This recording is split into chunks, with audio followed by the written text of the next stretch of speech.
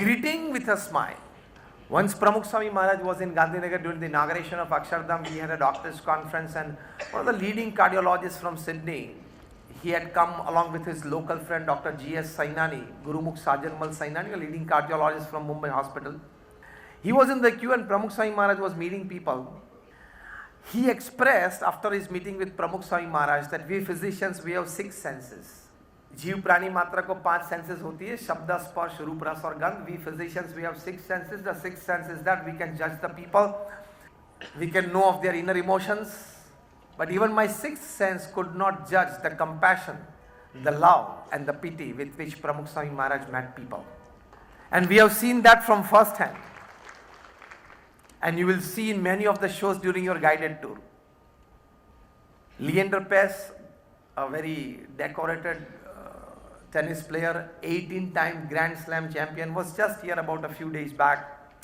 And when we took him around the Pramukh Swami Maharaj Nagar on a guided tour, when he saw Pramukh Swami Maharaj's Mahamurti, his eyes got stuck on Pramukh Swami's eyes, and he said that I would never met him personally, but from his eyes I could feel the divinity, the compassion, the love that he always would have for all humans.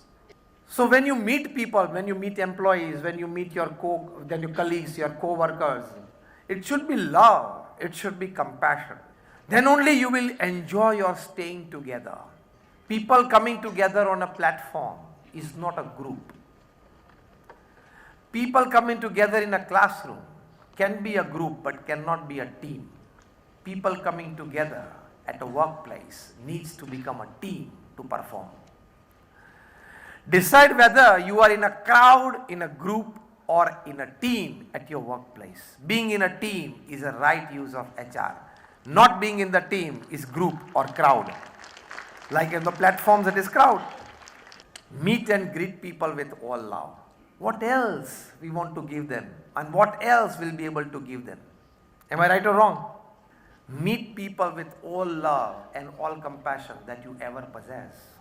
Second thing, a CEO or an MD is expected to apply the logic first and empathy second. An HR person is expected to apply the empathy first and logic second. If you apply the empathy first, you will be able to forgive many of the shortcomings that you see in him, because that you would reflect in your own self also. If you apply the empathy first, you will be able to connect yourself with him, that what mistake he has made today, I did it 17 years back, I was forgiven by my boss, and so I am here today, he needs or he deserves forgiveness. Apply empathy first.